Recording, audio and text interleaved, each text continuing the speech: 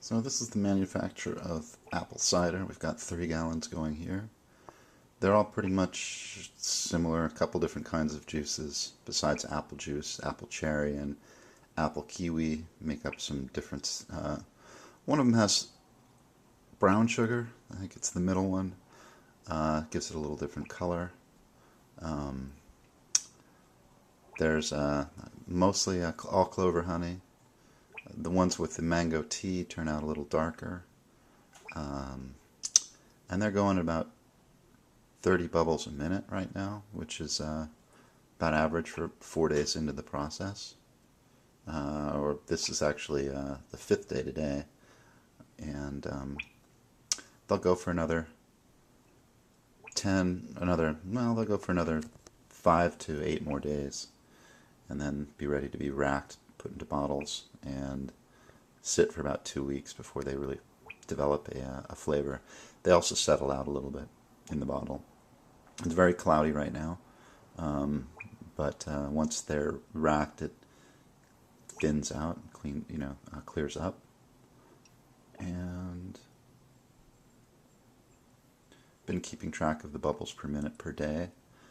Uh, on day 2, the far right gallon hit 50 bubbles a minute, which seemed a little high, but they were mostly around 34, 36 on the second day, and they'll gradually taper down a few bubbles, fewer.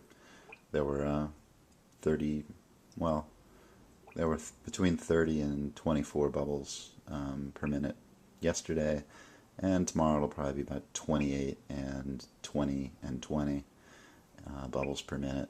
And then once it gets down to about between 4 and 5 bubbles per minute, then it's ready to go.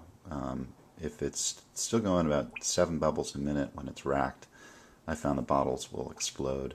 And it will ferment and get a little stronger in the bottle. I like to get it almost all the way done, so that there's some fermentation left to give it some head when it's in the bottle.